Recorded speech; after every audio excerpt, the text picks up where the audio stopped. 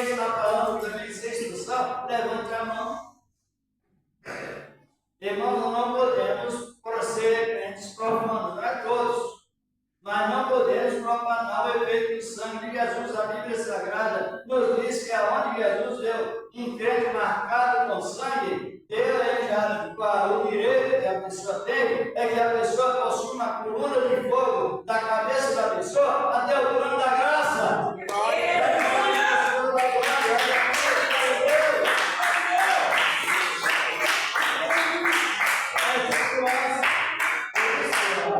Foi dito, não é? Que orar não é o todo de oração. Orar é falar com Deus. De oração. Entrar em ação. Está aqui no capítulo 4 de Colossenses, versículos 2 e 6, perseverar em oração, velando nelas em ação de graças. Aí Paulo começava depois mim também, para que Deus abra a porta da palavra. Ele foi ao autêntico escritor das suas 13 epístolas. E mediante a orar e entrar em ação. Assim por diante. Agora, trazendo para o dia de hoje, a macumba pega no cristão. Não. O que lemos aqui? Cristo é a nossa Páscoa. Aí ele está referindo, assim como lá no Antigo Testamento, a palavra simbólica, o sacrifício simbólico teve valor, muito mais agora. E hoje o sacrifício vivo de Cristo, ele é a nossa Páscoa e foi sacrificado por nós. E nos isolou plenamente das maldições. Você pode ficar doente fisicamente, é até normal. Agora, a doença causada por ritualismo, macumba, isso aí não pega no cristão, a menos que ele seja complicado, gosta de criar problemas, fofoqueiros, contendeiros, briguentos, ignorantes, aí pega. Mas o cristão é vestido com a graça de Deus, porque você não paga nada para ser vestido, é crer na palavra. A revestimento é graça. É um processo que todos podem ser revestidos da graça. E Deus, o que significa ser uma pessoa revestida? Pessoa de mente aberta, dentro das Escrituras Sagradas. Depois que veio o derramamento do Espírito Santo em forma de permanência.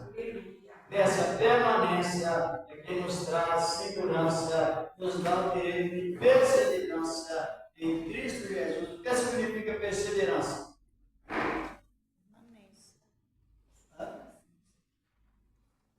Jesus disse em Mateus 3, 4, versículo 13: aí os que perseveraram até o fim serão salvos. O que significa perseverar? Eu estava fazendo um comentário sobre perseverança, sabe o que o irmão disse para mim e outros mais? Disse bem assim: olha, eu aprendi a não pedir perseverança. Perseverança é paciência. Agora imagina bem, a mente de quem ora está sempre orando, sempre perdoando, mas fora do contexto bíblico. Como que a pessoa pode exortar outras pessoas, falar para não pedir paciência? Sem paciência não se serve a Deus. Sem paciência, a pessoa fica desmotivada no caráter de Cristo. Fica muito fiel à religiosidade. Mas quanto ao ponto essencial da palavra, a prática da palavra, a razão da palavra, só é mantida por é o que conserva a salvação, é a paciência. E a paciência, ela traz uma preparação de antemão. Você já ouviu alguém dizer assim? Prepara-te, a luta vai vir. Já ouviram, né? Mas a Bíblia fala o contrário. A palavra diz que quando nós somos justificados por Deus, antes de Ele já nos prepara, antes de vir a luta, vem um preparo psicológico. Por isso que que a tribulação, como alguém invertendo isso, né? Se você pedir paciência, tem muita luta. Mas a palavra mostra que quem tem paciência, ela vence o quê? No momento que a luta vem, ela vai vencer a luta usando o quê? Usando paciência. Porque o preparo psicológico dado por Deus, ele virá antes da luta. E sendo assim, esse preparo antes da luta, você vence as tribulações e, por fim, pega mais experiência, traz esperança, e quando se refere à vida de Cristo, é a inspiração que cai da terra aos céus da glória de Deus. Louvado a Deus.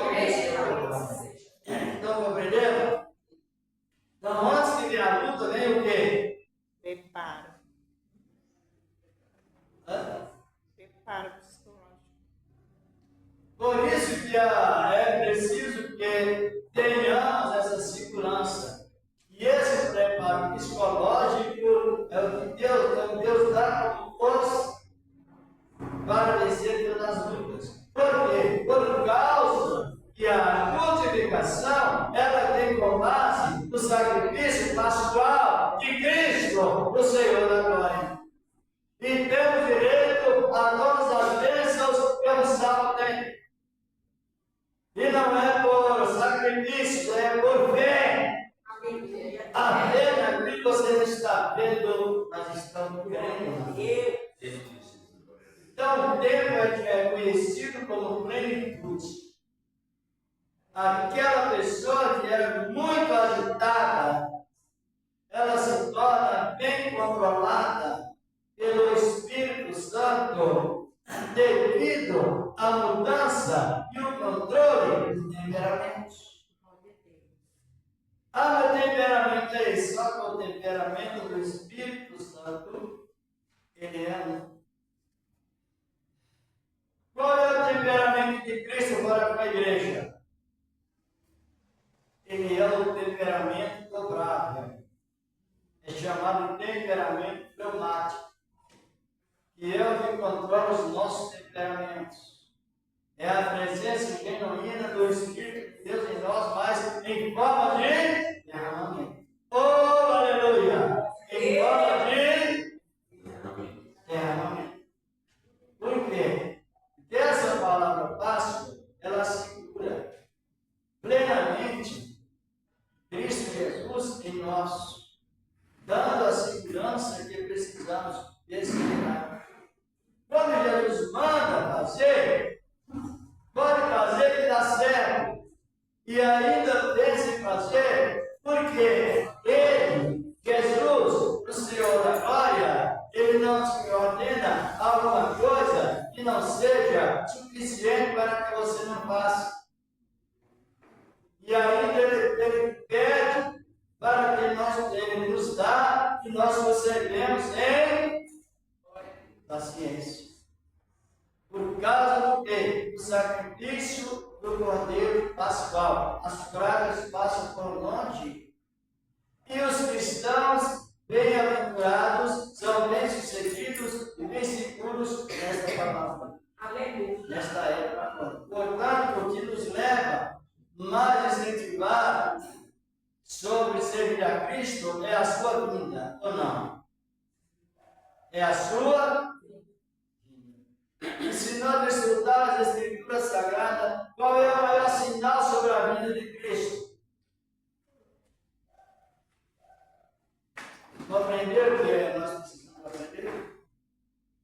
Está nas Escrituras que o maior sinal da vida de Cristo é a reconstrução do templo lá em Jerusalém.